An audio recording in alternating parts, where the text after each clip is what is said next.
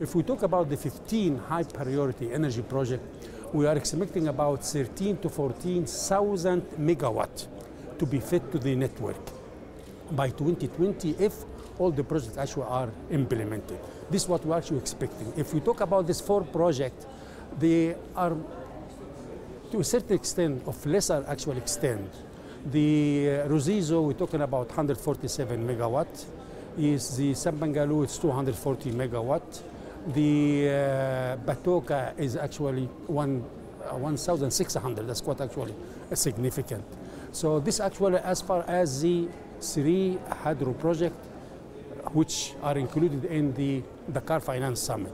The other project is actually gas, so it will really boost quite considerably the production of gas, and it is meant to really take the gas from Nigeria all the way actually to Algeria, and then it goes to actually Africa for exportation. Of course, the region will have its need of the gas, and then the rest will be exported to Europe. A lot of countries have opted the privatization route, like Nigeria, and this is because it changes the policy requirements as well, but also attracts more money. Do you think that the countries that have opted to privatize are starting to get a lot more interest from private investors?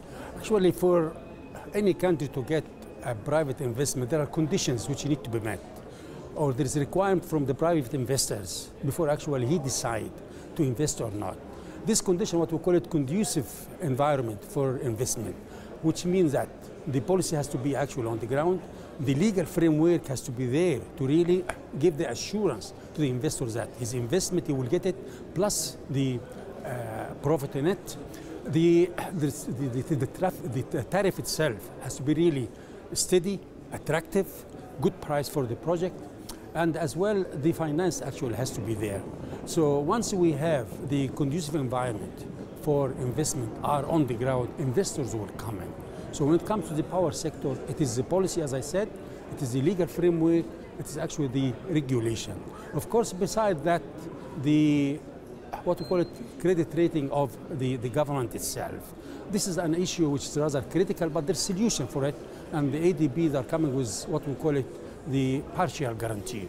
When you come actually with a partial guarantee, it can really boost the standing of the country when it comes to investment. Who is showing more interest in terms of investing in Africa's energy needs? We know that China has always been top of the list. The Chinese and the Indian, because we keep talking about policy, regulation, they are going ahead. They know what actually, because in every challenge there is an opportunity. Yes, policy need to be ahead, be on the ground. Regulation need to be actually on the ground. But if they are not on the ground, this actually opens another opportunity for you. And this is what the Chinese are doing. They go and they really look to the project. It's actually return to them, and they attend to whatever challenge they're on the ground, and they end taking the project and implementing it. So as much as we want all this condition for investment to be on the ground, there's always a way around everything, and we can't wait until everything is perfect before we come actually investment. We have to move ahead, otherwise the opportunities will be lost. The crisis is when it's out of control. Currently we know exactly what the situation is. That's why we could have published and also deal with it in terms of a very specific load shedding program. Don't forget that if you missed this episode and more, you can catch it online at BloombergTVAfrica.com. From me, Eleni Jokos, and the rest of the team, it's goodbye.